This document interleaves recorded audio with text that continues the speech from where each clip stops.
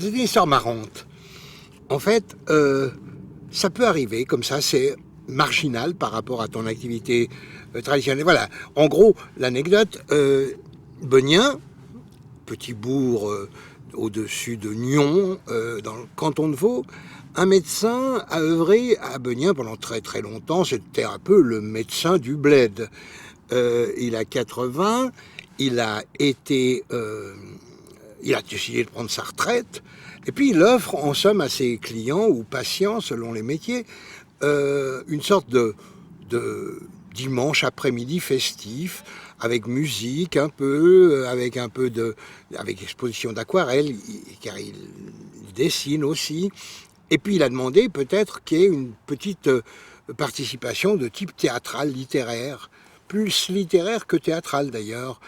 Et pourquoi? Parce que, et c'est ça que ça rejoint l'autre côté de l'anecdote, j'avais moi des amis, dont une grande amie, Ariette Kratz, comédienne, qui habitait tout près de Beugnin à la Saisie, et en fait qui a été soignée par ce docteur. Et puis toute la famille qui a eu autour a été donc aux mains de ce docteur Jacques d'Izeran. Et en fait, c'est un peu par eux que j'ai été appelé à... eux, on leur a demandé s'ils pouvaient le faire, ils ne pouvaient pas, pour des raisons de tournée et autres. Benjamin, le fils, tournait, etc. Il m'a demandé si je voulais m'en occuper, et c'est comme ça que je suis venu à Beugnin refaire ce petit parcours qui n'est pas un parcours professionnel, c'est un parcours, je dirais, amical. Alors, du coup, on a décidé avec mes amis de Tumulte, de Neuchâtel, on a décidé de faire un petit parcours lu, plus que joué d'ailleurs, autour de la question médicale dans la littérature, et surtout dans la littérature théâtrale. On avait deux piliers, Molière d'un côté, les farces de Molière sur les médecins, et puis les comédies de Molière satiriques sur les médecins, ce qui est un autre Molière, un autre auteur en quelque sorte. Et puis, évidemment, Jules Romain et le célèbre Knock, joué depuis de très très nombreuses années par différents acteurs, qui revient à la mode régulièrement. Alors j'ai entrecoupé ça par deux, trois commentaires d'un hématologue, professeur, qui m'a soigné à Lausanne il y a quelques temps déjà, lorsque j'avais des pertes de plaquettes. Et en fait,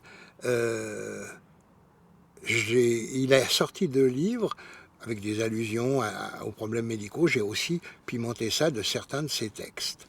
Donc voilà, on a une sorte de revue autour de la question médicale vue par la littérature, vue par le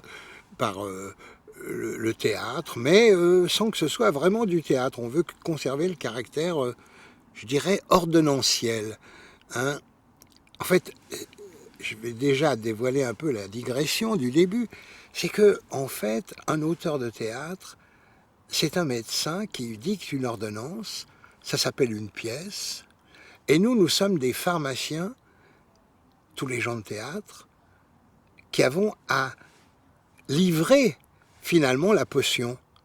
Peut-être à la faire, à la constituer, à mélanger dans le creuset différents produits pour répondre à la commande de l'ordonnance. Donc, l'analogie médecine-théâtre, à partir de là, s'imposait.